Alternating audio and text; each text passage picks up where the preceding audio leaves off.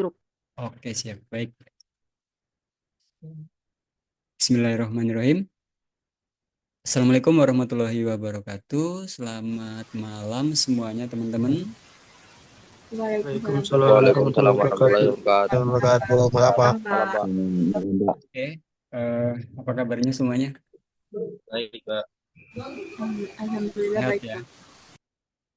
Oke, ketemu lagi di kelas kita untuk mata kuliah yang kali ini ketemu saya lagi, eh, kekhususannya tentang rekam medis elektronik.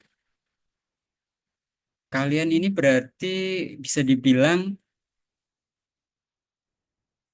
ini mata kuliah agak-agak, saya sempat tanda tanya sih, kok ada rekam medis elektronik lagi gitu? Bukannya dulu pernah ada ya? Atau itu dulu lebih ke ini ya, aplikasi perangkat lunak ya? Dulu lebih ke aplikasi, Pak. Oh iya iya. Kemarin saya sempat diskusi dengan Pak Adit. Jadi akhirnya titik temu poinnya adalah nanti Pak Noto tolong lebih ke hal-hal konkret yang di lapangan. Kalau yang basic-basic biar saya. Maksudnya kalau yang pondasi-pondasi tentang rekam medis elektronik eh, kemungkinan sudah beliau sampaikan di pertemuan sebelum UTS. Jadi saya akan coba sharingkan yang lebih sifatnya eh, kayak topik hot issue saat ini, kondisi faktual lapangan, terus data-data masalah yang ada di dunia Vaskes, sama misalkan penerapan implementasi RME itu tantangannya dalam hal apa saja gitu kan. Terus sama simulasi karena memang saya dapat amanah juga dari Pak Adit supaya nanti prakteknya Pak Noto yang dibanyakin gitu kan. Jadi pertanyaannya teman-teman SIM RS open source-nya masih kan? Terutama yang SIM RS Hanza. Nggak bisa lagi, Pak. Karena kemarin tuh pas download XMPP itu lalu error ya, Pak. Oh gitu ya. Oke, punya Joe berarti seperti itu kondisinya. Apakah ada yang lain masalahnya mirip dengan Joe? Saya ada solusi. Sebetulnya saya bikin semacam virtual lab. Cuma nanti kita tes ya, apakah efektif atau enggak. Karena Hansa dibikin online gitu. Cuma enggak tahu apakah jaringan kalian mampu enggak ngaksesnya. Karena Hansa itu berat kalau di online kan sebenarnya. Tapi nanti di sesi akhir aja saya tunjukin. Jadi supaya porsi praktek supaya Pak Noto diperbanyak oleh diskusi dengan Pak Adit, saya dengan Pak Adit itu salah satunya itu. Kalau dengan beliau Pak Adit ada materi praktek enggak ya by the way kemarin? Tidak Ada ada, enggak? Pak. Full teori. Baik. Ya memang kami berbagi tugas di sisi itu. Jadi pesan beliau sih memang saya supaya karena saya praktisi lapangan yang bisa jadi sering berhadapan dengan kondisi teknis gitu ya. Oke lah ya, saya izin share materi.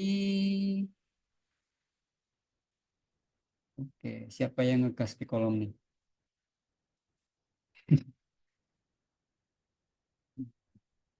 Share materi dulu.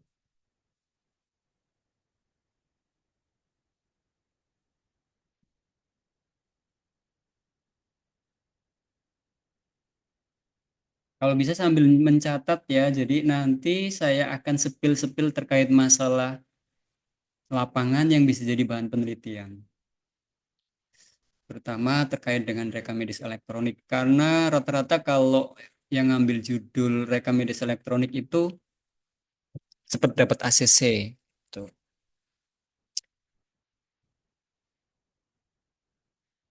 Nah, karena sifatnya saya lebih ke kondisi faktual dan hal-hal yang sifatnya sharing lapangan. Jadi salah satu yang akan saya sharingkan yaitu tentang rekam medis elektronik. Nah, hubungannya dengan rekam medis elektronik juga tetap, tapi yang implementasinya digunakan untuk yaitu salah satu platform Kemenkes yang sifatnya wajib diterapkan di semua vaskes. Ada 7 fasilitas kesehatan yang wajib menerapkan rekam medis elektronik yang tidak hanya jalan di lokal, tapi dia bisa sharing atau terintegrasi atau terkoneksi dengan salah satu platform yang namanya Platform Satu Sehat yang dimiliki oleh Kementerian Kesehatan. Sifatnya wajib. Garis bawahi, sifatnya wajib. Jadi sudah ada beberapa rumah sakit yang akreditasinya diturunkan, bahkan izinnya diberhentikan karena belum mampu mengirim rekam medis elektroniknya ke platform Satu Sehat. Sudah pernah dengar di Kalimantan Barat rumah sakit mana aja? Halo? Sudah dengar belum? Siapa tahu Belum, Kak. Pak. Belum, Pak. Ya, jadi ada beberapa rumah sakit yang kondisinya memang banyak multifaktor ya penyebabnya kenapa belum mampu menjalankan rekam medis elektronik. Gitu. Nah, yang jadi challenge atau tantangan adalah ketika vaskes eh, seperti dalam tanda petik kebingungan mau mulai dari mana. Kira-kira masalah di lapangan, teman-teman kan udah sering PKL nih. Kira-kira penyebab implementasi rekam medis elektronik itu terkendala itu karena apa? Ayo, saya mau interaksi aja. Ini cuma 10 halaman, nggak banyak, tapi saya pengen banyak diskusi. Nanti 30 menit terakhir ada lab virtualnya. Kita coba kira-kira aksesnya teman-teman bisa nggak? Kira-kira apa penyebab RME sering terkendala di lapangan? Dengan berbagai beragam kendala yang ada di lapangan. Ayo, kita bikin hipotesis dulu. Penyebabnya apa? Mungkin salah satunya SDM, Pak. Jadi contohnya dari total petugas mungkin hanya 20-30% yang paham tentang rekam medis elektronik karena kan memang ini kan baru peralihannya dari konvensional ke rekam medis. Jadi masih banyak yang petugas yang mungkin yang lebih tua gitu belum paham gitu, Pak. Baik, SDM ya. Mungkin karena faktor usia, terus atau generasi saya aja banyak yang belum paham loh. Generasi saya rekam medis yang senior-senior ini dalam tanda petik kelabakan gitu, untuk bisa adaptasi. Jadi teman kita Samsu berfokus kepada human, berfokus kepada human resources atau sumber daya manusia ataupun man-nya, manusianya. Oke, ada yang lain? Hipotesis Eh, yang lain? Silakan. Peralatannya Pak, mungkin Pak, yang kurang memadai untuk melakukan RME Pak. Peralatannya. Iya, Mungkin kurangnya dana, Pak, atau finansial untuk pengadaan alat seperti yang Dika bilang tadi. Baik. Ya, tidak dipungkiri kalau ngomongin anggaran, apalagi pemerintahan yang sekarang ada kata-kata istilah efisiensi kan. Itu terjadi Ya, betul, Pak. di rumah sakit. Aziz mungkin pernah dengar beberapa rumah sakit negeri itu plat merah, efisiensi, dan sebagainya. Kalau Yohanes tadi menekankan terkait perangkat dan peralatan. Tapi ada loh Jo, dia alatnya lengkap.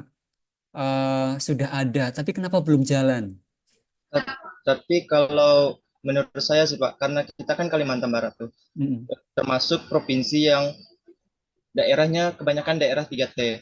Nah, itu kebanyakan dari perkotaan itu tidak adanya akses internet, bahkan akses untuk Hmm.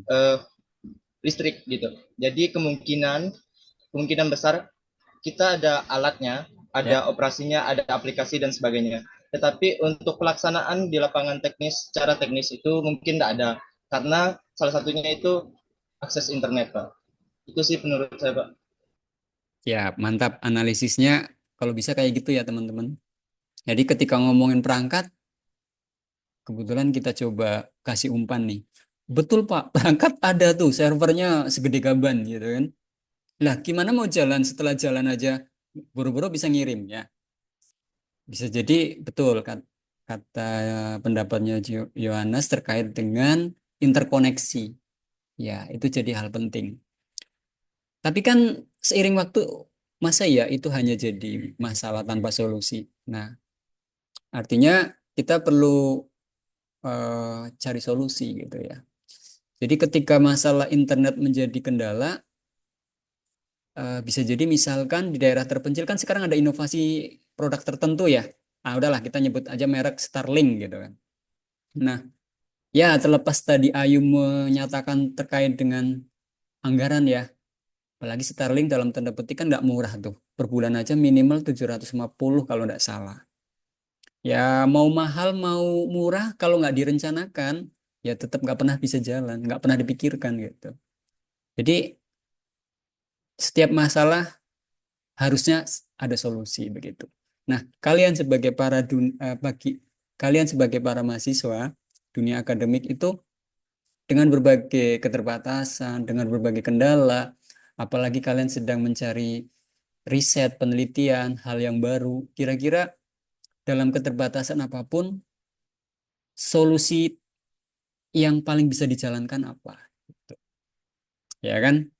Kalau misalkan dari Ayu, kalau dari sisi anggaran memang betul itu nggak apa nggak sedikit yang perlu dikeluarkan ya. Ya, tapi minimal dengan begitu kita bisa adaptasi. Nah, garis bawahi kata-kata adaptasi. Misal, dengan adanya kondisi finansial atau keuangan, bisa kita beralih ke apa? Open source. Ya kan? Ya, bisa jadi dengan segala keterbatasan dari aplikasi open source, setidaknya kita bisa cari solusi gitu. Ya, bahkan misalkan dengan perangkat yang minim itu, kayak misalkan Yohanes itu, eh perangkat sudah ada internet terbatas. Tapi sebetulnya gini, minimal dia bisa ngirim dengan apa namanya, dengan cara bertahap. Ngirim mereka medis elektroniknya itu, misalkan belum bisa real time. Ya minimal pas lagi dibawa ke area kota, kayak Puskesmas itu beberapa teman di Melawi itu rupanya ke kota itu hanya untuk mengirim data. Jadi sifatnya ada jeda.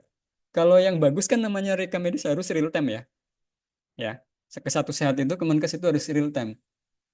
Pasien pelayanan hari ini juga harus terkirim datanya begitu. Jadi, nah itu bisa diteliti teman-teman terkait dengan hal-hal yang kecil, hal-hal yang apapun berapapun seberapa besar pun tantangannya, kalian bisa cari apa ya namanya inovasi untuk jadi solusi di antara keterbatasan di antara segala permasalahan yang ada gitu. Ada lagi enggak selain uang, anggaran, perangkat, terus human? Satu lagi deh, boleh siapa? Kira-kira apa? Karena gini, ini dipikirkan nggak dipikirkan juga udah jadi beban sih. Jadi memang harus cari solusi gitu. Ini udah tahun ketiga semenjak di-launchingkan wajibnya rekam medis elektronik. Jalan tahun ketiga atau jalan tahun kedua ya? Tahun kedua, karena batas terakhir kan 31 Desember 2023 rekam medis elektronik. Nah, kalau kalian mau meneliti, kira-kira kendalanya yang paling rumit apa dan solusinya apa? Gitu, pemecahannya. Mungkin ini Pak, menurut saya Pak ya, kendalanya tuh yang satunya tuh ini Pak, masalah jadi pemerintah mengeluarkan bahwa mewajibkan untuk RME untuk seluruh fasilitas kesehatan.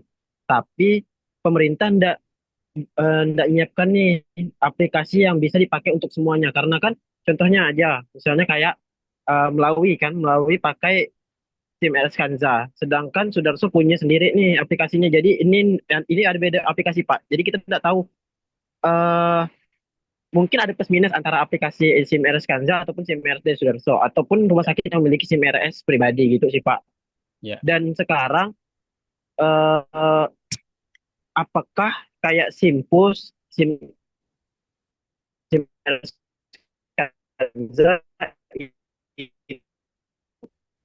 Putus-putus ya.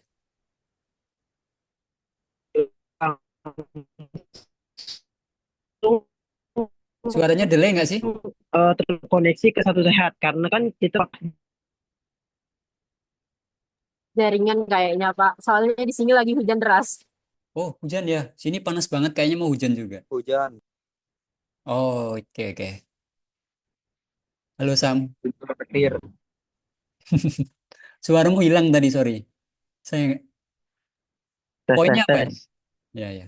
Jadi poinnya itu Pak, eh, pemerintah cuma mewajibkan kalau RME itu wajib di seluruh pasienkes, Ya. tapi tidak menyiapkan aplikasi yang secara umum harus dipakai di seluruh pasienkes. Jadi untuk pengecekan kan juga bingung Pak, karena ada beberapa rumah sakit yang punya SIM RS-nya sendiri gitu loh.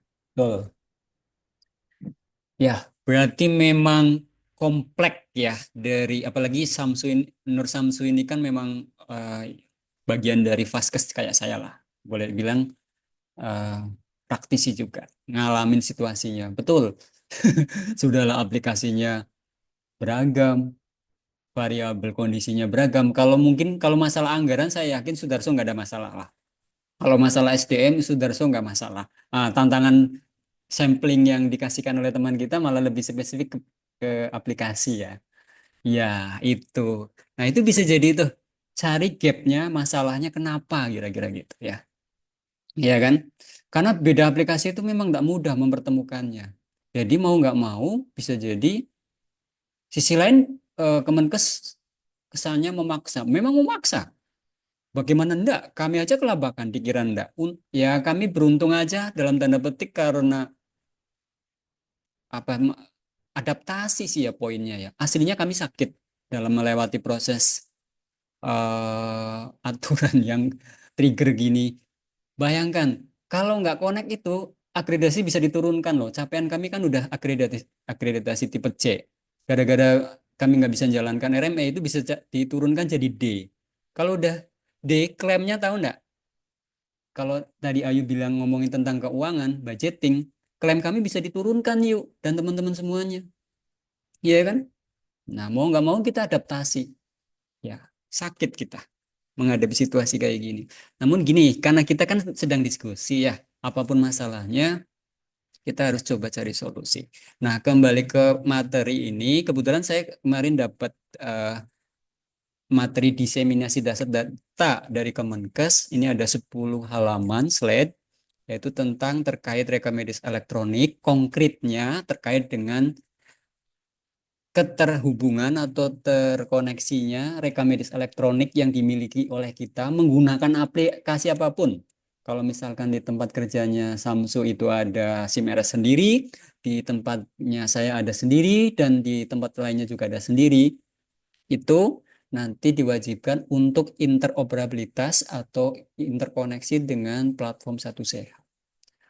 eh Saat ini sebetulnya belum luas cakupan untuk pengiriman datanya, sebatas data pendaftaran dan data coding.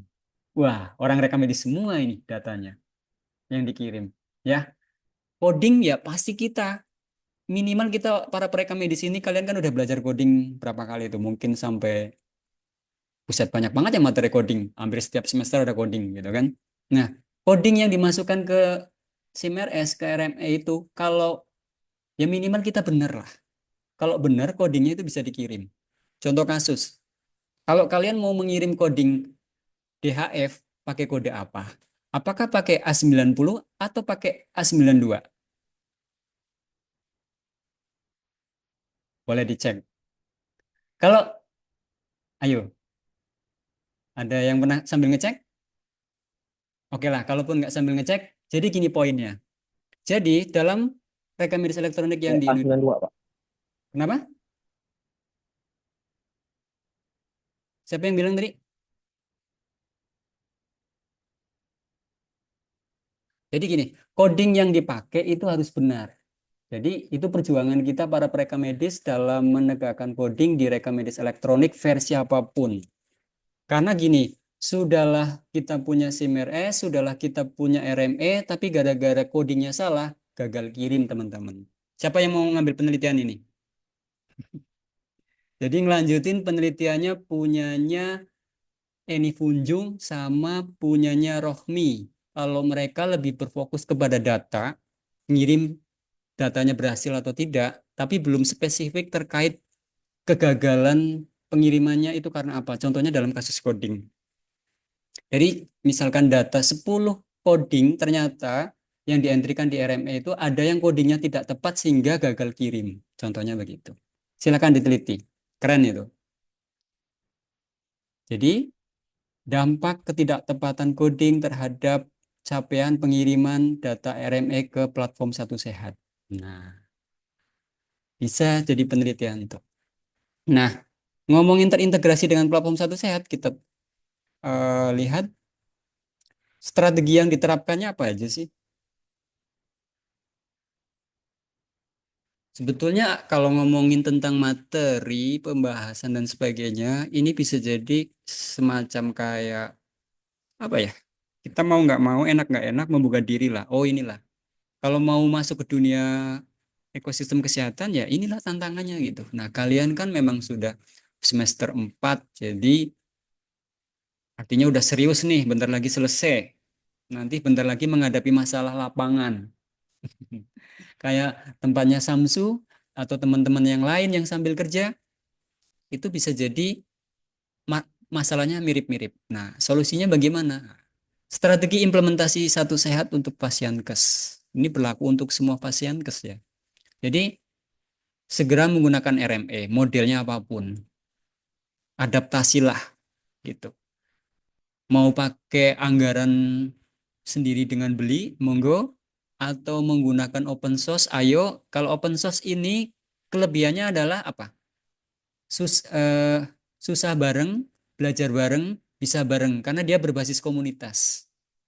Tapi contohnya kalau yang punyanya, kebetulan samplingnya punyanya Samsu itu kan beli ya Sam ya? Atau bikin sendiri lah intinya gitu kan? Ngembangkan sendiri ya? Bikin sendiri, Pak, ngembang sendiri. Oke, mantap.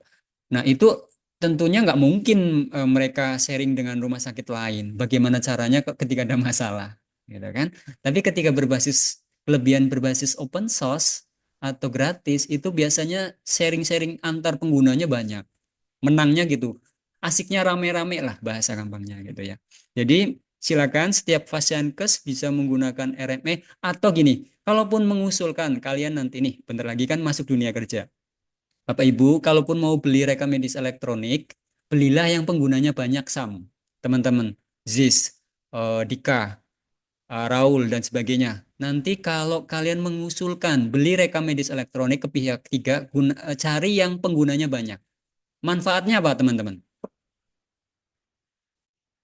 Karena nanti dalam pelaksanaannya tidak mungkin tidak ada masalah. Ya nggak, Dri? Tempat saya aja yang pakai open source banyak masalah kan, Adri? Iya, Pak. Nah, artinya gini, dengan banyak teman, banyak pengguna, kita bisa saling sharing, Sam. Gitu. Mungkin eh, kelebihannya kalau yang berbayar atau mengembangkan sendiri ada kebanggaan sih. Weh, keren bisa mengembangkan sendiri gitu kan. Tapi kan kita di pelayanan kadang lebih fokus masalah pasien aja udah banyak gitu kan. Gara-gara hanya masalah kendala di pengembangan IT yang tidak selesai-selesai malah nanti terganggu dan sebagainya kan. Gitu. Plus minusnya ada sih. Jadi, kalaupun teman-teman nih sebagai orang-orang ahli di bidangnya, di bidang rekam medis selalu mengusulkan ke pimpinan atau pemilik vaskes ketika penentuan membeli penyedia rekam medis elektronik, pastikan eh, pilih software yang penggunanya banyak. Pengalaman saya gitu. Yang biasanya memang istilahnya kalau apa namanya kalau beli barang itu apa namanya testimoni ya. Nah, cari testimoninya gitu. Kalian kan punya jejaring nih, kakak-kakak seniornya yang ada di kabupaten mana, di kabupaten mana. Coba nanya, oh di situ pakai vendor mana ya, gitu kan. Kan boleh tuh saling ngintip. Kayak kakak kelas kalian namanya Tia ya. Saya juga sambil ngintip kan. Tia itu di rumah sakit apa ya? Di Pontianak pokoknya. Pak, saya pakai rekam medis ini. Oh gitu ya. Enak enggak digunakannya? Oh kalau tampilannya keren Pak. Kan beli kan? Ya nggak apa-apa. Keren pokoknya. Medika Jaya, Pak. Medika Jaya. Medika Jaya ya, Sam. Iya. Nah, itu Nah, asik tuh, bisa saling rumah sharing. sakitnya khusus. Rumah sakit khusus ya. Kalau nggak salah pasiennya banyak dari luar negeri tuh, Sam. Kata Tia. Gitu. Karena Jangan, terfokus tulang aja, Pak. Jadi ortopedi aja. oh gitu ya, berfokus pada ortopedi, baik. Ya.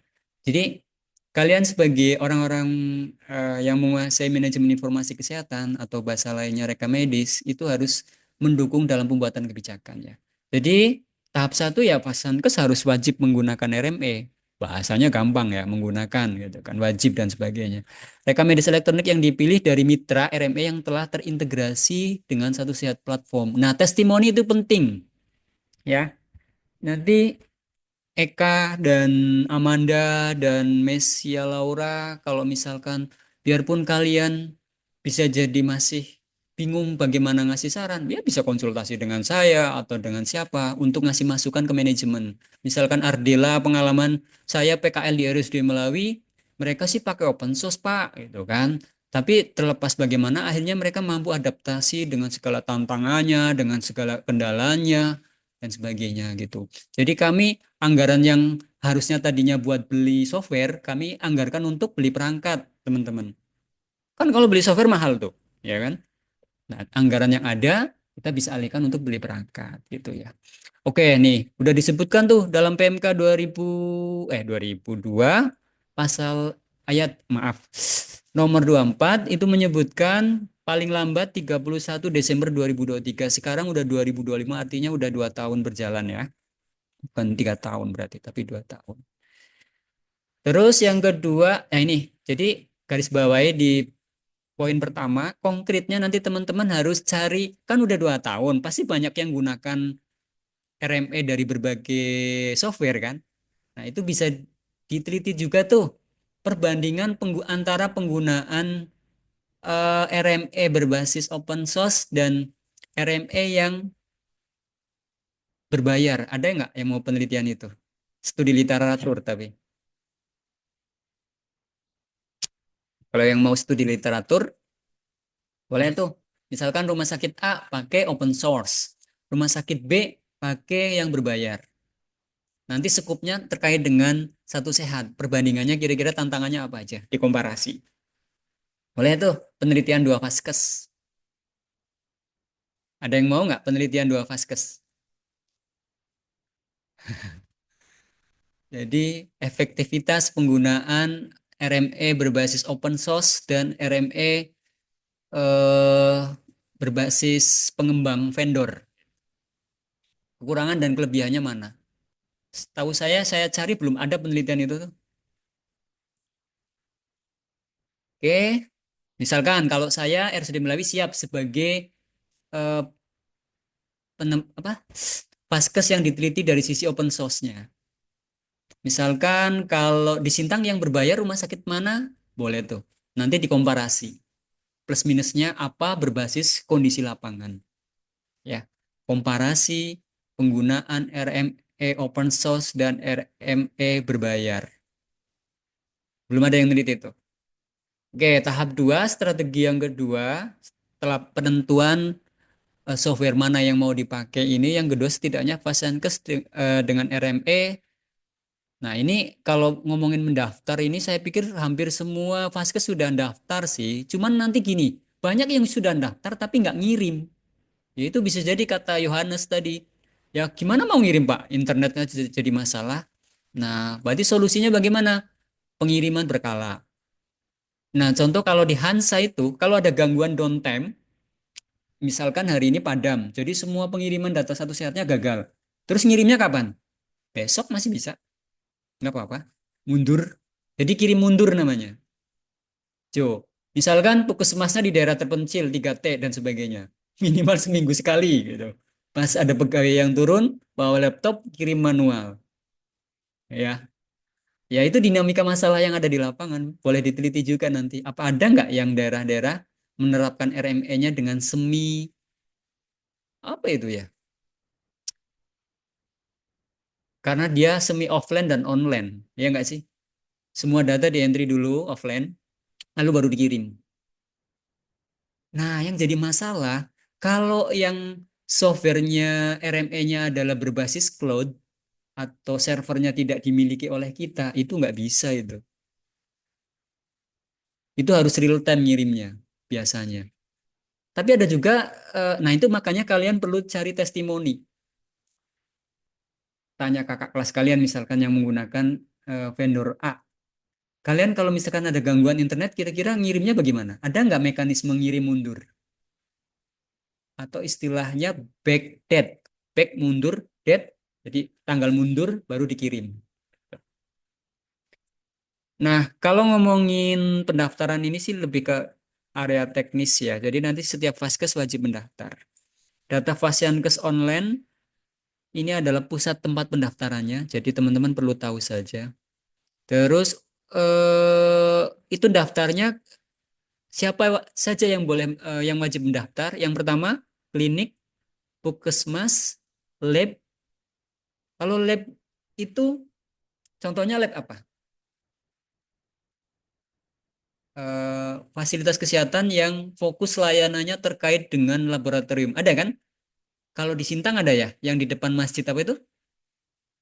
Ada Pak, Odea, Odea. AOD ya. Itu mereka wajib juga tuh ngirim data. Minimal data apa? Data pasien yang masuk. Makanya tadi ada kata-kata data eh, sebelumnya ya. Yaitu apa namanya? Encounter itu data pasien yang daftar. Saat ini baru sebatas data pasien sama data coding yang wajib dikirim. Terus kalau TPMD dan TPMDG ini apa? Tahu nggak? Ini fasilitas kesehatan apa ini? Yang wajib menjalankan rekam medis juga. Ada yang tahu? TPMD dan TPMDG. Ada yang tahu nggak? Itu juga wajib mendaftar. Silakan ditulis kalau belum tahu. TPMD itu adalah tempat praktek mandiri dokter. Masa dia, oh, baru tahu gak dia? Perasaan saya pernah sering bilang deh. Hmm. Tempat praktek mandiri dokter. Bahasa gampangnya dokter praktek lah. Tapi ada istilahnya begitu. Kalau TPMDG, Tempat praktek Tempat praktek mandiri dokter mandiri. gigi, Pak. nah, betul. Kalau UTD, apa? Dia temennya PMI, Palang Merah Indonesia. Berarti dia fasilitas kesehatan apa nih? Unit transfusi darah. Iya, dia unit transfusi darah. Rumah sakit pasti wajib ya, juga harus daftar. Tapi kalau saya lihat, berdasarkan data yang coba saya cari, rata-rata semua vaskes sudah daftar. Kendalanya itu kan jalan tahun kedua nih, belum mampu ngirim secara lancar ya dengan berbagai masalahnya gitu. Nah, kalau yang strategi ketiga mencoba mengirimkan data RME ke Satu Sehat atau ke platform Satu Sehat. Ini ada istilah teknis yang teman-teman perlu tahu. Apa itu API? API?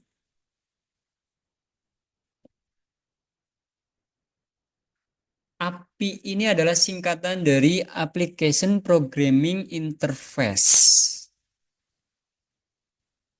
Jadi dia adalah sebuah konsep kayak semacam pintu masuk untuk melakukan pertukaran data antara aplikasi satu dengan aplikasi lainnya. Ya. Jadi itu adalah singkatan dari Application Programming Program Interface. Ya, kayak jembatan. Jadi dia bersepakat kan gini. Pada saat implementasi Satu Sehat, para manajemen, para tenaga kesehatan di tempat kami itu khawatir. Kira-kira khawatirnya kenapa, Dimas? Ayo. Serius nih, rekam medisnya mau dikirim ke Kemenkes. Kira-kira apa? Dika, Dimas, yang lainnya. Rahman, nggak nyalakan kamera ya. Kira-kira kenapa? Khawatir. Awal-awal menerapkan rekam medis elektronik. Ketika harus dikirim ke Kemenkes. Kekhawatiran itu kira-kira apa? Ada yang punya hipotesis? Bocoran data itu Pak. Yes, kebocoran data, aspek security.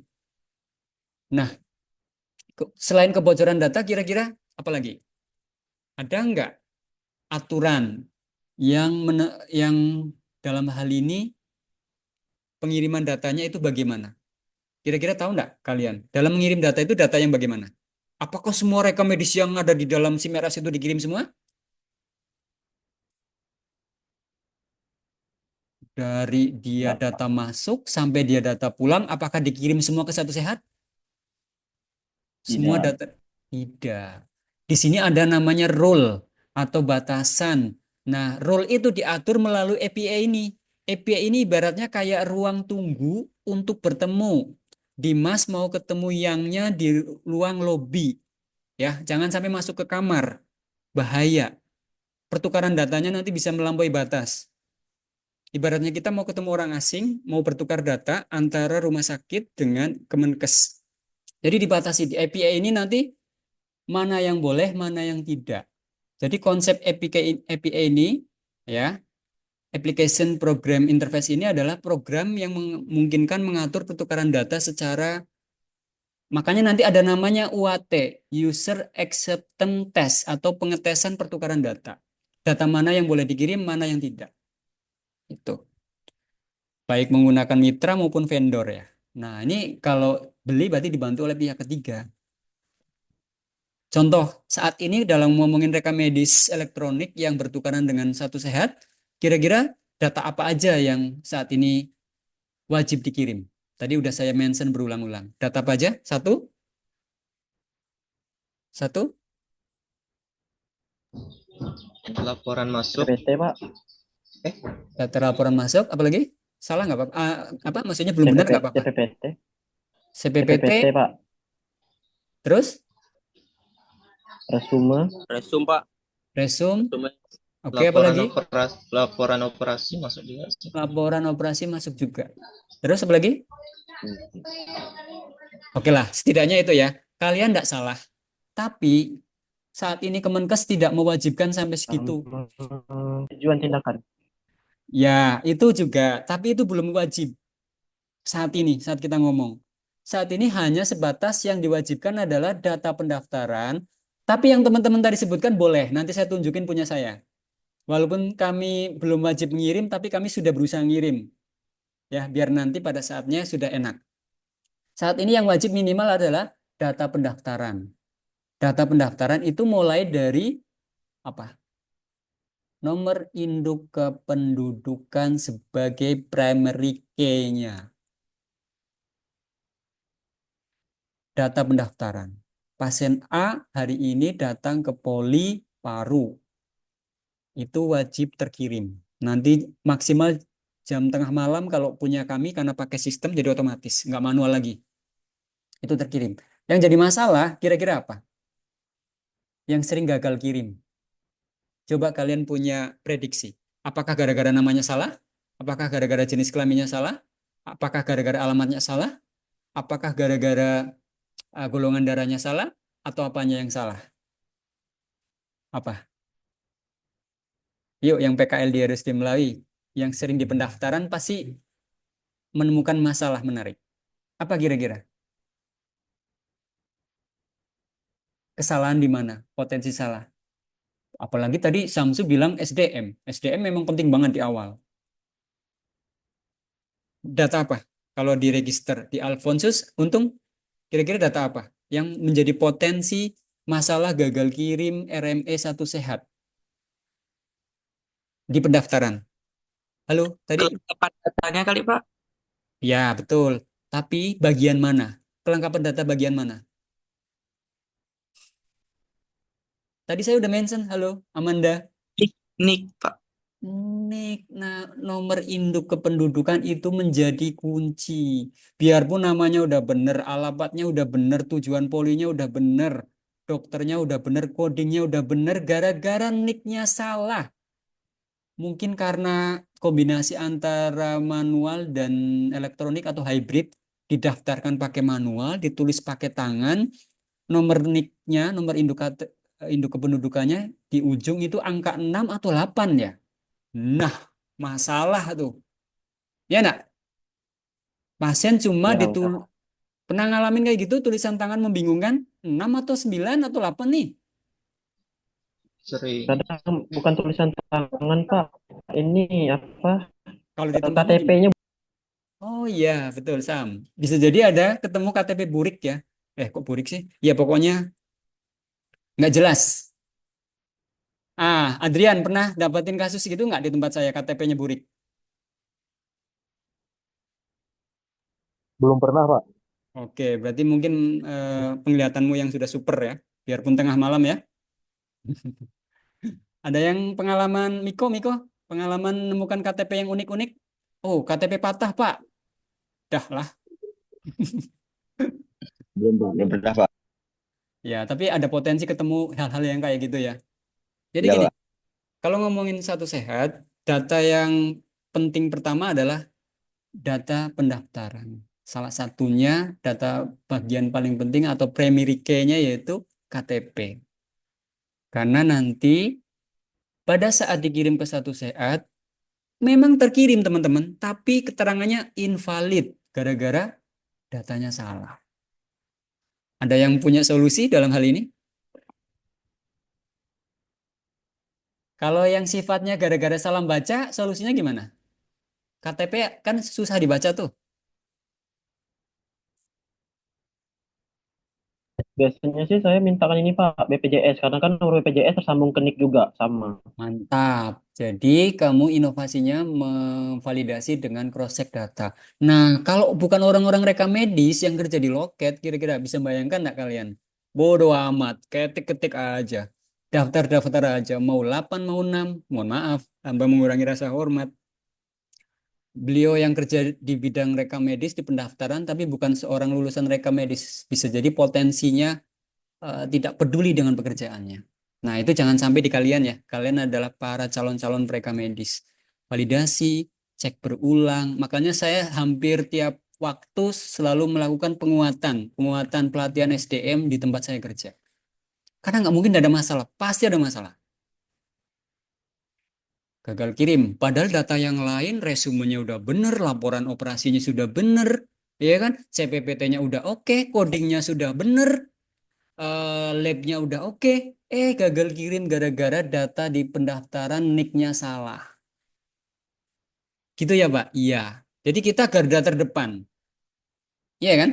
Karena kita pertama kali bertemu dengan pasien, terus mengelola data pasien di awal masuk ya.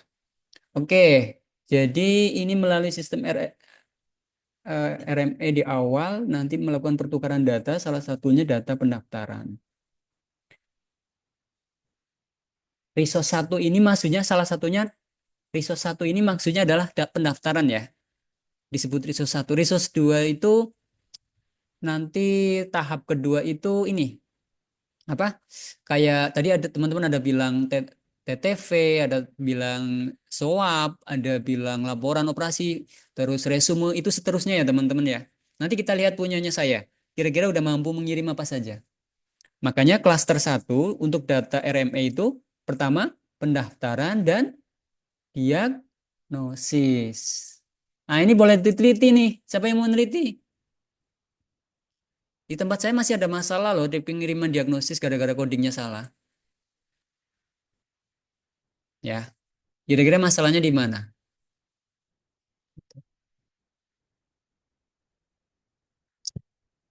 Kalau di pendaftaran biasanya salah di KTP.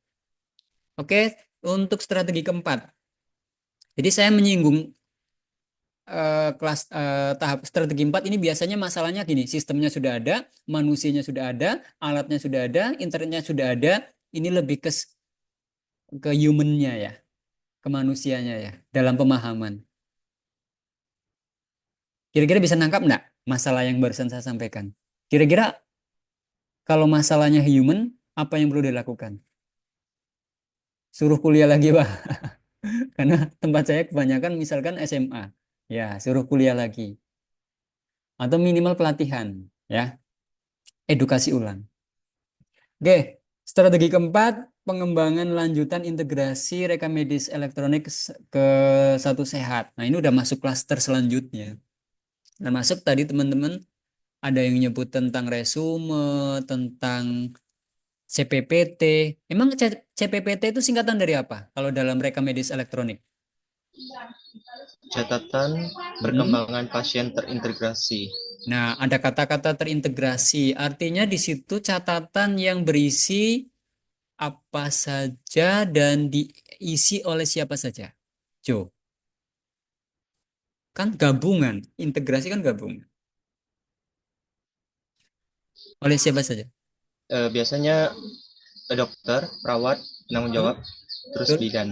Ya, itu ya. Dengar ya teman-teman. Jawabannya Yohanes tadi benar.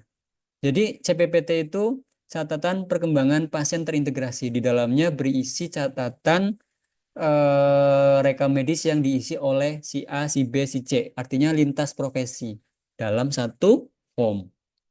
Tuh. Nah, ini tahap lanjutannya. Setelah RME di Fasiankes mengirimkan data ke Satu Sehat, Fasiankes bersama mitra RME melakukan pengembangan modul-modul yang ditetapkan Satu Sehat. Modulnya ada berapa? Kalau di Hansa sekitar 30 saat ini. Ya, kalau nggak salah sekarang ada 30. Apakah di RSUD Melawi sudah mampu mengirim semua? Belum. Kalau nggak salah kami baru sekitar 19 ya. Nah, oke, ini pastikan sudah menggunakan RME sebagai langkah pertama interkoneksi ke Satu Sehat platform. Nah, ini ada beberapa nama vendor ya. Nih, kira-kira promosi nggak sih ini? Nggak apa-apa. Yang penting kan bisa jadi memang bagus gitu. Nih, ada nggak ya di Kalbar yang pakai vendor ini? Ini nama vendor ya, nama software. Ini pasti software berbayar. Ini software berbayar. Ini juga software berbayar. Ini juga di tempat Melawi ada yang pakai nih. Ini juga. Ini berarti software yang digunakan di mana nih? Kalau ini Adam Labs. Apakah di Puskesmas? Tempat praktek mandiri itu, Pak. Bukan. Ini nih yang saya sorot nih. Ini nama aplikasi nih.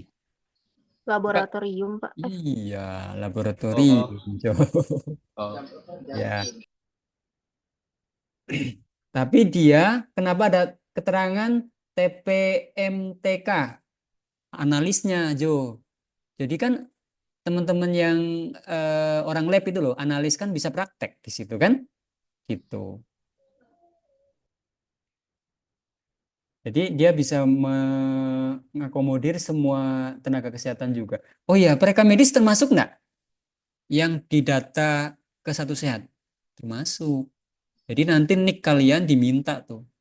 Kemarin ada dua, tiga temanmu yang keterima di rumah sakit. Abang tingkatmu, abang dan kakak tingkatmu yang keterima di RS Parindo. Nah itu diminta NIK-nya. Karena nanti supaya pada saat mendaftarin pasien, itu akan ketahuan. Misalkan Reski kerja di rumah sakit A. Karena dia udah masuk sebagai karyawan tetap, NIK-nya tercatat di SIM RS. Lalu pada saat kamu mendaftarkan pasien akan ketahuan. Siapa yang daftarin pasien ini akan ketahuan. Datanya akan, tadi kan encounter tuh. Encounter kan terkirim pertama kali ke Satu Sehat. Jadi Fasiankes segera menggunakan RME. Dengan cara bagaimanapun, bisa beli, bisa ngembangkan sendiri, bisa menggunakan yang open source, dan sebagainya. Dengan batas waktu terakhir 31 Desember 2023. Berdasarkan pasal 45 Permenkes 24 tahun 2022. Nah, ini penyedia sistem RME itu ada banyak. Ini contoh-contoh yang eh, vendor. Berarti ini bisa jadi testimoni ya teman-teman. Saya nggak ngiklankan, tapi kalau yang punya Kemenkes ini contohnya, ini gratis atau berbayar nih? Gratis.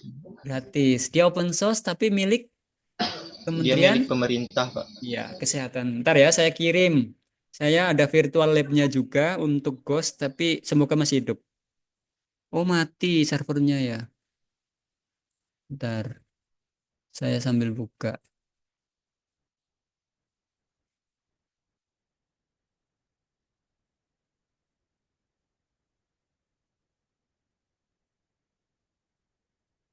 Mana nih? Kalau udah malam, mata saya Oke, kita coba nyalain. Nanti linknya saya kirim ke grup untuk coba ngakses. Jadi saya mengembangkan server pribadi untuk sampling kalau teman-teman pengen tahu secara online. Terutama kendala teman-teman kan bisa jadi ada punya laptop, ada yang enggak dan sebagainya. Oke, turun kita coba cari pembahasan lainnya. Cara interkoneksi Satu Sehat atau platform Satu Sehat ini lebih ke sifatnya tadi udah saya bahas sih. TPMD, TPMDG itu wajib. Oh ya, ini kalau TPMD dan TPMDG belum ada yang melakukan penelitian nih. Kebanyakan rumah sakit terus dari tahun ke tahun. Ada yang mau penelitian di TPMD? Saya punya 2 teman dokter yang menggunakan open source juga, yang kebetulan saya dampingin. Kalau mau penelitian nanti saya kenalkan. Yang di Melawi ada 2 yang saya dampingin. Jadi penelitian rekam medis elektronik di tempat praktek mandiri dokter. Belum ada, itu bisa keterima tuh. Kebanyakan di rumah sakit dari tahun ke tahun soalnya. Sama puskesmas. Ini kebanyakan hal-hal teknis, tapi saya turun ke bawah. Nah ini.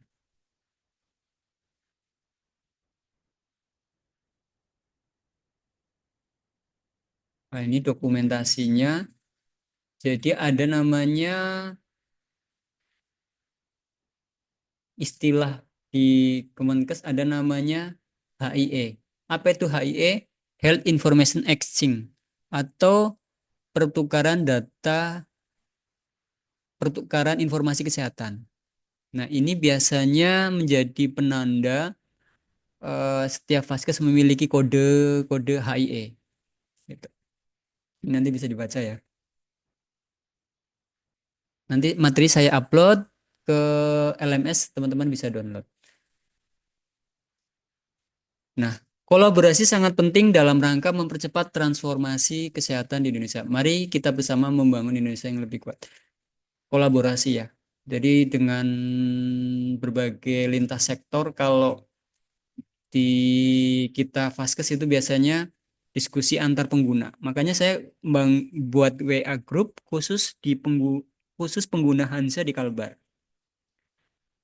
Tapi kayaknya saya paling ramai sendiri di grup itu, sering sharing-sharing bagi yang bertanya dan sebagainya. Hari ini, oh ya, kabar baiknya RSUD Melawi hari ini menerapkan tanda tangan elektronik. Siapa yang mau penelitian tanda tangan elektronik? Mau sih Pak, cuma saya lebih mau fokusnya ke scanning. Salah. Ya, bisa walaupun misalkan mau tapi belum bisa berkesempatan ngambil, silakan bagi yang lain. Bagi-bagi biar lulus bareng, sukses bareng, bisa bareng. Oke ya.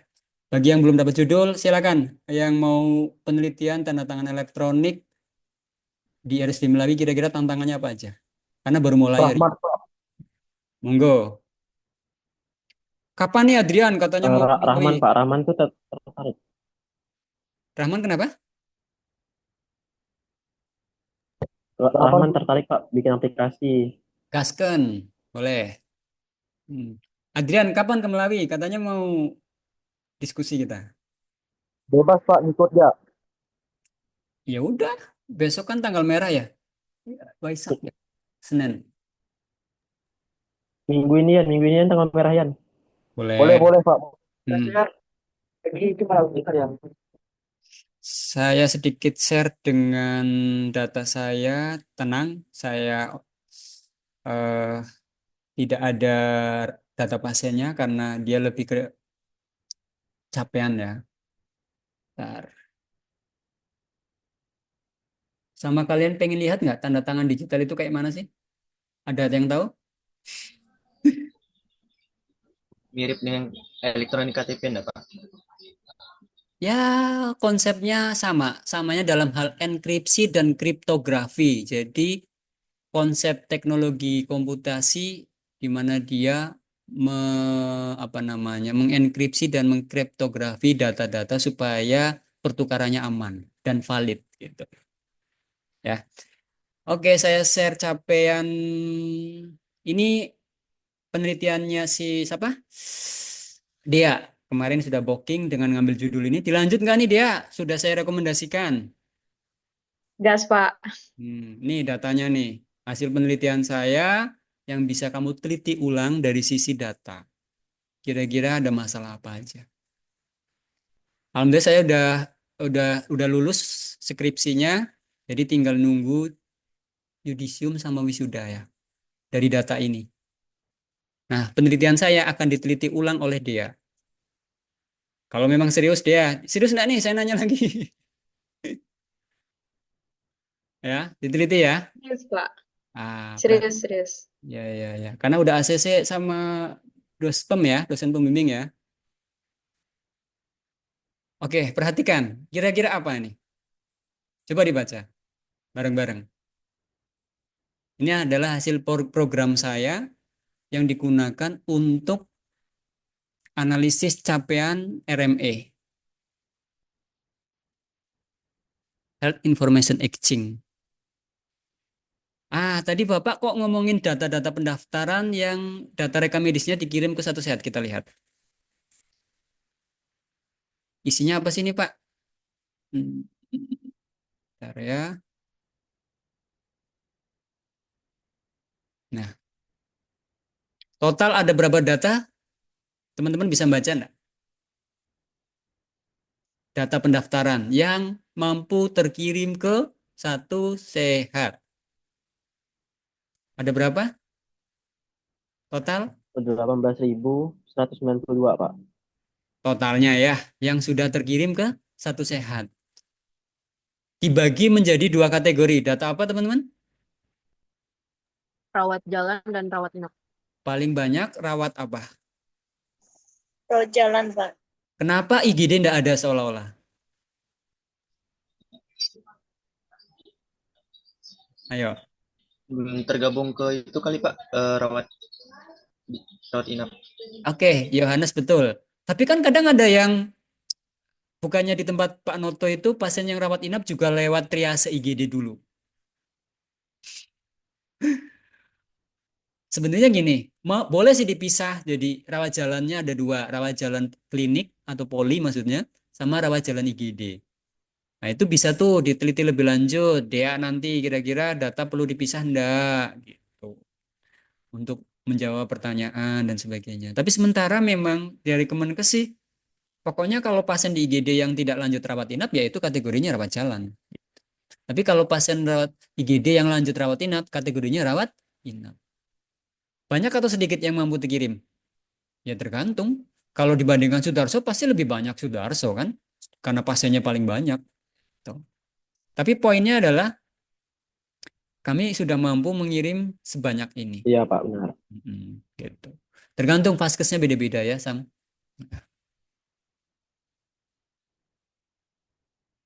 Ini, Pak, itu datanya dibikin otomatis atau manual? Kira-kira ini otomatis atau manual?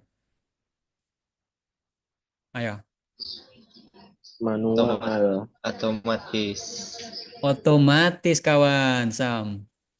Jadi, saya sudah nggak lagi ngitung-ngitung Excel dan sebagainya. Ini semuanya, ini tinggal di print aja, nanti di download nih.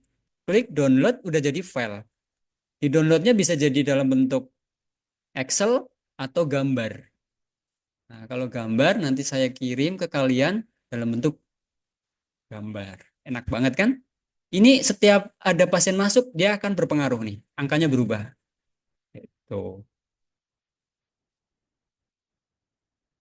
Coba data apa aja Pak yang sudah mampu terkirim? Di sini ada data encounter karena wajib ya.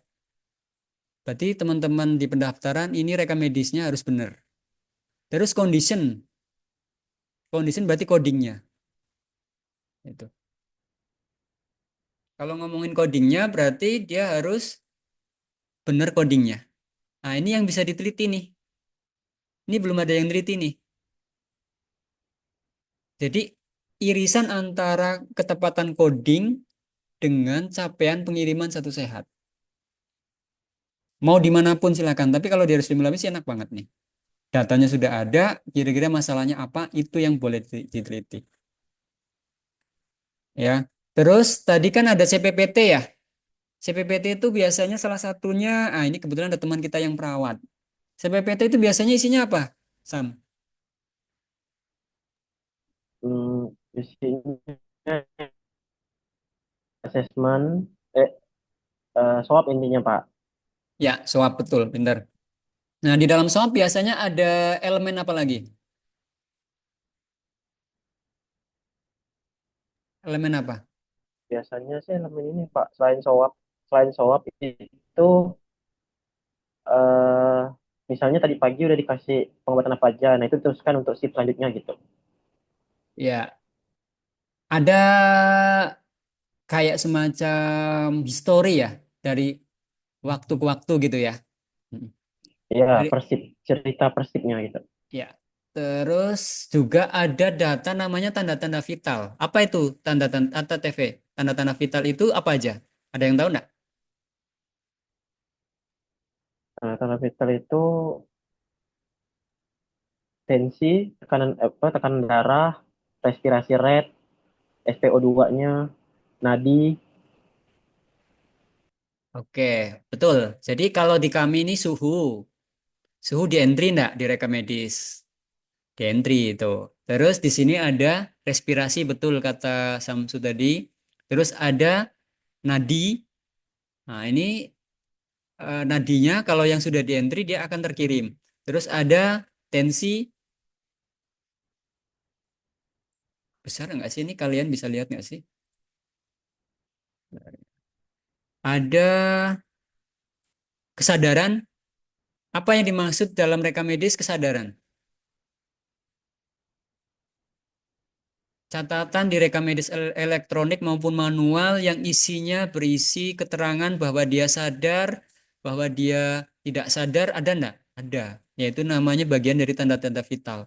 Itu di entry enggak? Coba Di yang entry di, Pak, GCS. ya, ada berapa tuh? Di tempat kami, rawat jalannya ada 6.000 sekian, rawat inapnya ada 4.000. Ya. Ini untuk tanda-tanda vital kesadaran, tingkat kesadaran pasien.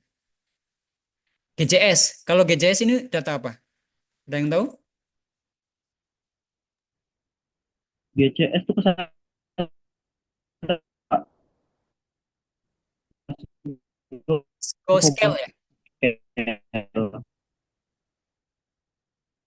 Jadi ini tanda-tanda vital untuk menggambarkan kondisi pasien berdasarkan keadaannya, apakah dia mengalami apa namanya kayak level atau indeks terkait dengan kecidraan kepalanya kalau nggak salah ya, dari 0 sampai 15. Kalau GCS-nya 15 berarti gimana Sam dan teman-teman?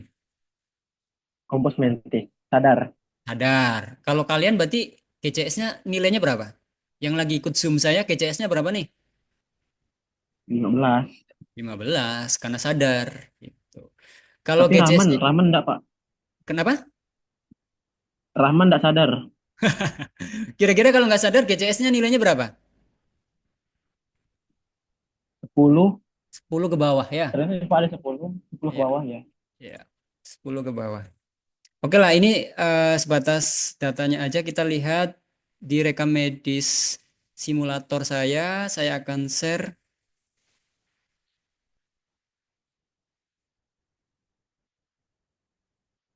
Apakah sudah kelihatan? Sudah, Pak. Ya. Ini simulator ya, data simulator.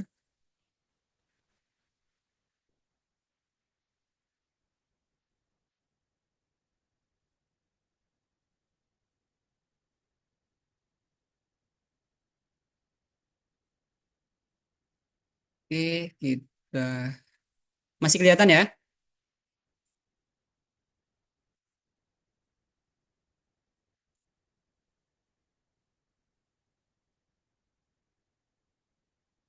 Kita buka satu sehatnya. Nah, teman-teman sambil ngakses virtual lab saya akan saya bagikan di kolom chat ya. Di grup aja deh. Kira-kira mampu nggak ngakses sambil ngetes virtual saya, laboratorium saya. Sebentar ya. Ini kemana nih?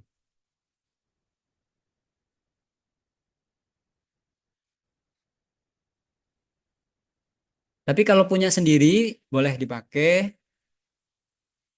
Semoga ini jadi berhasil. Kalau adik kelas ya ada yang berhasil.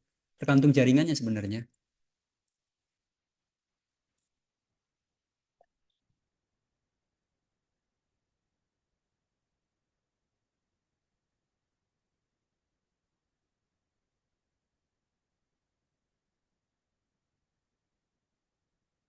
Ada yang sambil buka SIM-RS punya sendiri?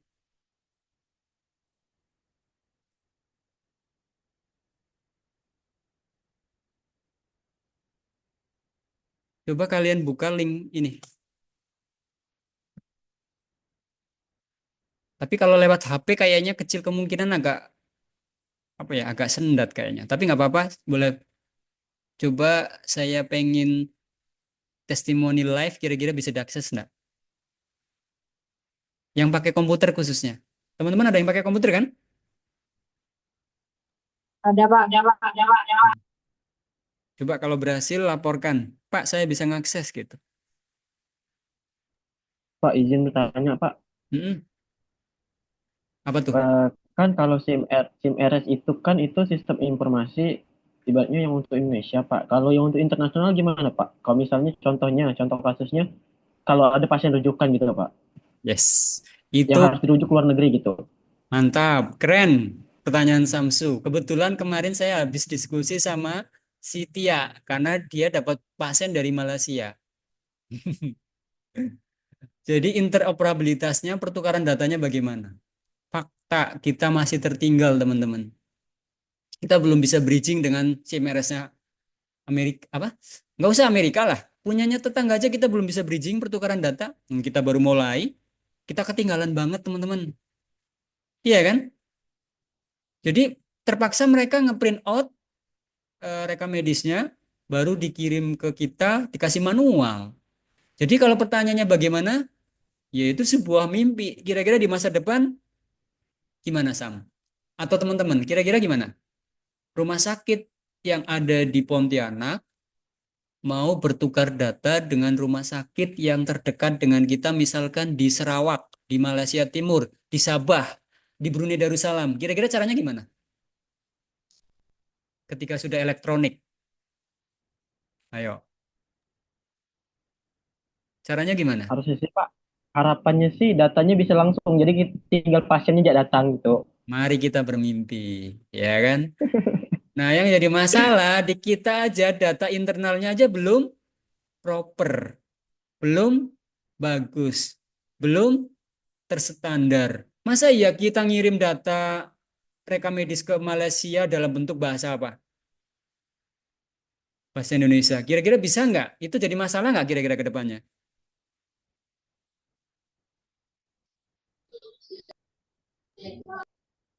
Ada gambaran solusinya kalau mau bertukar data lintas negara?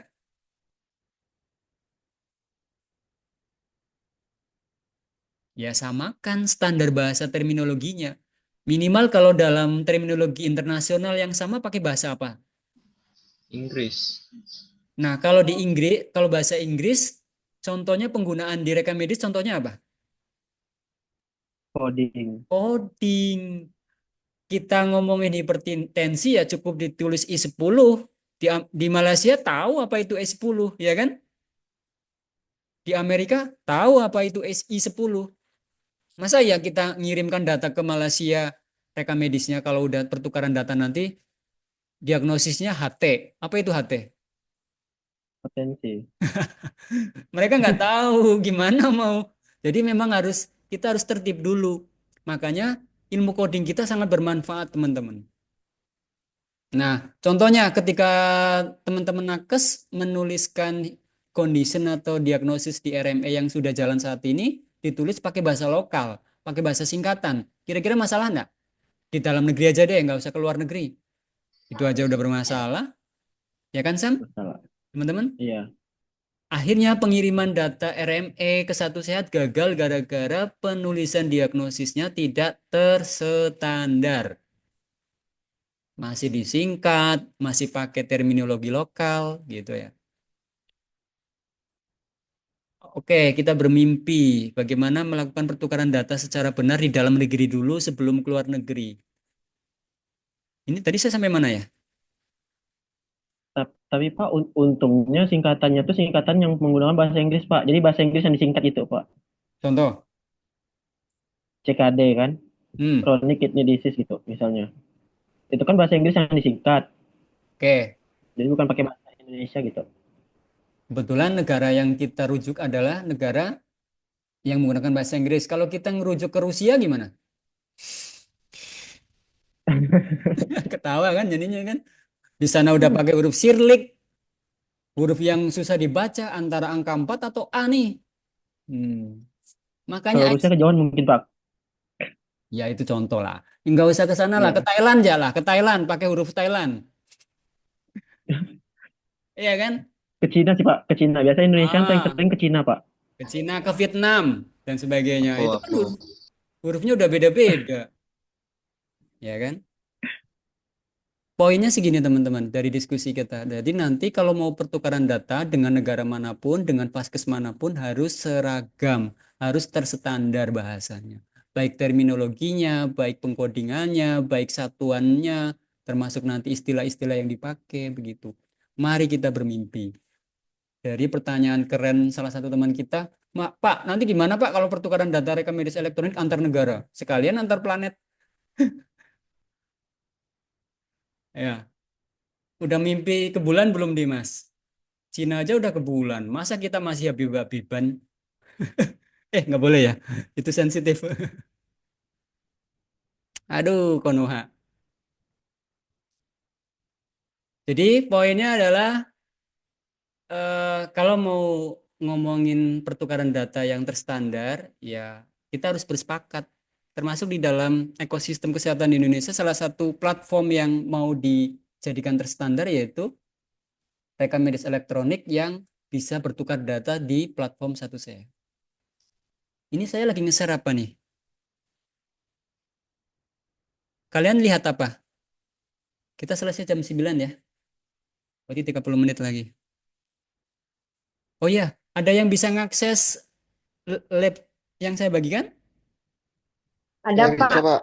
Punya siapa? Saya Dimas bisa akses? bisa Pak. Coba login pakai akses standar. Usernya SPV kayak biasa. Kalau yang saya sharekan dulu. Passwordnya server, huruf kecil semua. Bisa login enggak? Selain Dimas Bisa Pak, ada... bisa. Oke, mantap Dimas. Ada yang lain? Yang pakai HP? Ada yang nyoba? Kecil banget kayaknya tuh. HP bisa Pak, cuma kecil benar. Kecil banget ya jadinya ya. Ya Pak. Tapi intinya ternyata Hanza bisa di-online-kan ya. Dengan berbagai teknologi dan cara. Ya dengan keterbatasan. Yang namanya gratisan kok. Gitu. Ada yang lain? Selain Adrian, Adrian pakai HP, makasih sudah mencoba. Yang cewek? Ada yang berhasil Coba akses? coba pakai TP-an. Saya pakai Ada laptop Pak. bisa, Pak. Oke, Ayu bisa. Terus apa lagi? Saya Pak Oke, dia bisa login? bisa, tapi bentar Pak, bentar. Ya, ya. Coba pakai TP-an. Adrian pakai TP besar tulisannya jadi Wih, bener. Layar tancap, layar tancap. Layar tancap sekalian. Yang lain, pakai injektor. kira-kira berat enggak ya? Coba ada yang daftarkan. Kan sudah belajar daftar dulu tuh. Saya pengen lihat. Kan nanti sampai ke sini nih.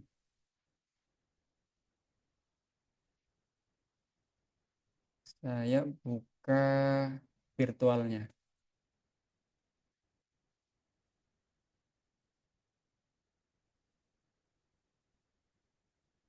Ada yang sudah coba mendaftar?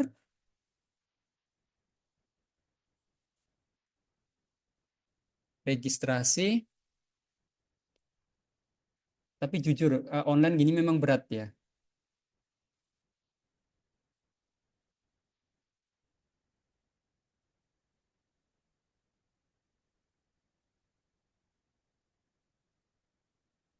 Kalau mendaftarkan pasien lama,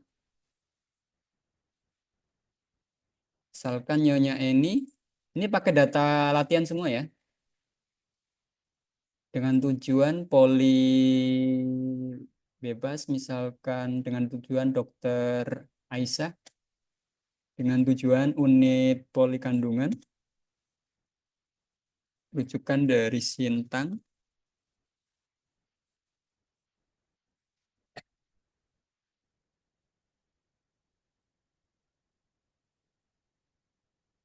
Jangan pakai data asli ya, walaupun latihan ya.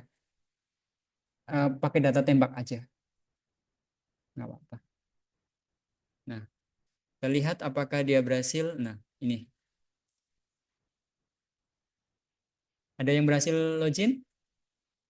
Ada yang berhasil daftar maksudnya?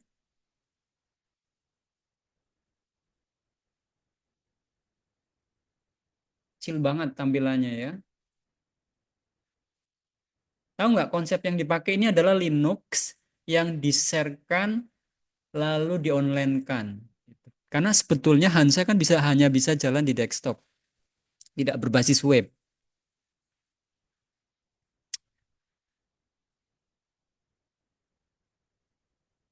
Ada lagi yang melaporkan berhasil login selain Dea, selain Dimas, selain Aziz, bisa nggak Aziz?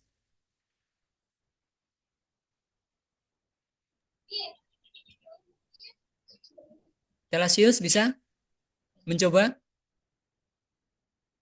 Ya Pak. Bisa coba akses linknya yang ada di grup tuh, saya bagikan. Oh ya, passwordnya Pak, sekalian takut lupa. Passwordnya, ID-nya seperti biasa. Punya saya bisa Pak, cuman kecil ya Pak di HP Pak, nggak bisa Pak. Kecil ya, Jadi nggak apa-apa. jadi besar dan jadi ngezoom dia Pak. Jadi ngezoom ya. Pak, Ya, ini nama pasien yang untuk kita coba kirim bebas ke Pak? kalau bisa minimal Ayu Ningtyas boleh lah. Tapi data lainnya jangan data asli ya. Kayak tanggal lahir dan sebagainya data tembak aja. Atau Ayu Oh, gitu aja, penanda aja. berarti saya buat daftar pasien baru ya Pak? Ya, Daftar dulu silakan. ulang. Ya, pasien baru. Siap Pak. Passwordnya server. Jadi gini, nanti kalau sudah didaftar, saya akan kenalkan rekam medis yang jadi titik krusial ketika ngomongin satu sehat, yaitu data induk. Di data induk ini ada namanya nomor KTP ya. Ini data tembak semua ya. Ecek-ecek ini nomor KTP gitu. Ya, ini kalau salah, RME-nya tidak berhasil terkirim ke satu sehat, teman-teman. Ya. Kelemahan di Hansa ini banyak yang bisa jadi kajian untuk dikasih masukan. Contoh, ketika petugas mendaftarkan pasien dengan memasukkan nomor KTP. Nomor KTP itu harusnya berapa digit? KTP itu berapa digit? 16. Ketika petugasnya mau ngisi 10, mau ngisi 20, di Hansa bisa enggak? Kita coba ya. Tuh. Ternyata bisa-bisa aja. Jadi ide kalian ngasih masukan apa? Supaya nanti dalam mengentri KTP itu meminimalisir kesalahan. Naila, kira-kira apa idemu? Ketika di SIM RS Hansa masih ada kelemahan dari sisi aplikasi, ketika petugas mengisi KTP, itu mau benar mau salah ternyata tetap bisa disimpan. Jadi solusinya gimana? Kalau menurut Naila, kamu punya ide enggak? Kalau mau memperbaiki sistemnya Hansa. 1, 2, 3, 4, 10. 11, 12, 13. Nah, tuh. Bisa lebih dari 16. Jadi solusinya gimana? Ika, ada ide nggak untuk memperbaiki sistemnya Hansa?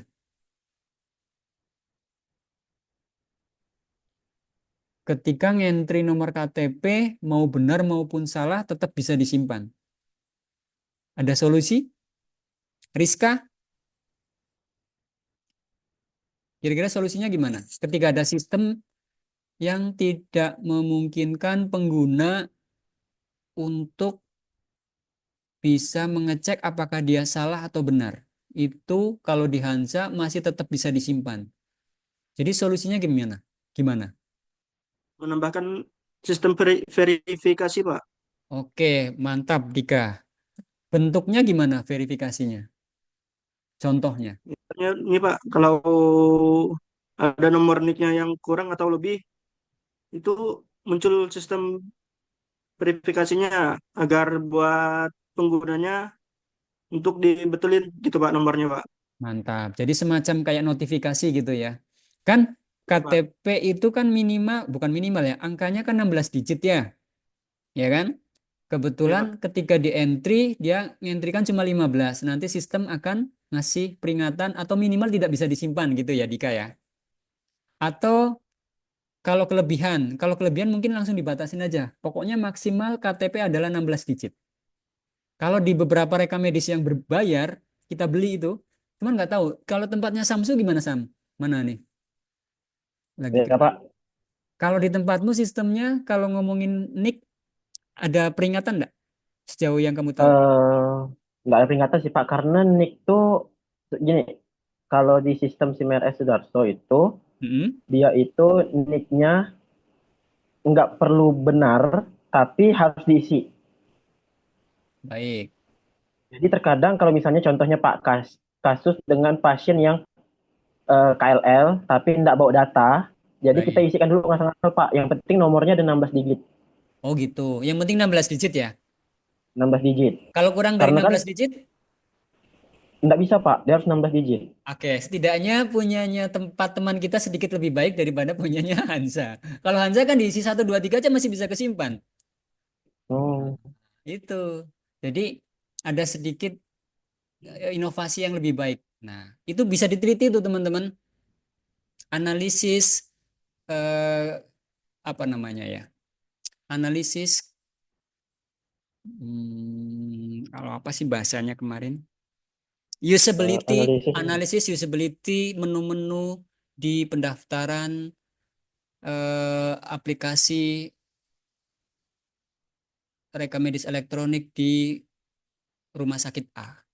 Gitu. Jadi item-itemnya ini nanti kayak ada pesan-pesan gitu kalau tidak memenuhi syarat. Contohnya KTP. Karena gara-gara nomor KTP datanya jadi ngaco, ya kan? Punyanya tempat teman kita, Sam, ternyata sedikit lebih baik.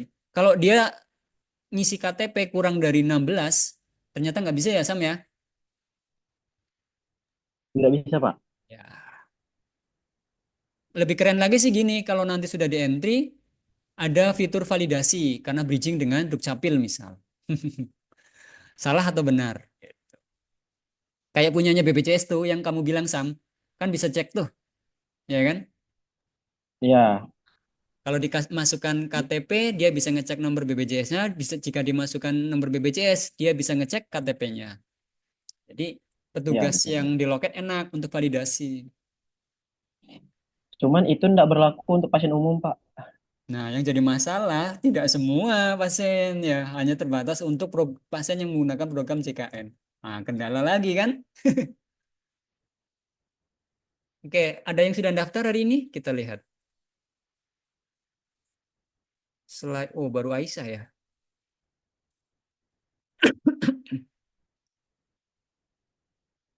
Oke, ini satu satu data di pendaftaran, kita klik kanan. Menu di pendaftaran ini ternyata ada beragam menu yang bisa dieksplorasi. Di sini ini ada data rekam medis yang menunya makin melimpah di rekam medis Hansa.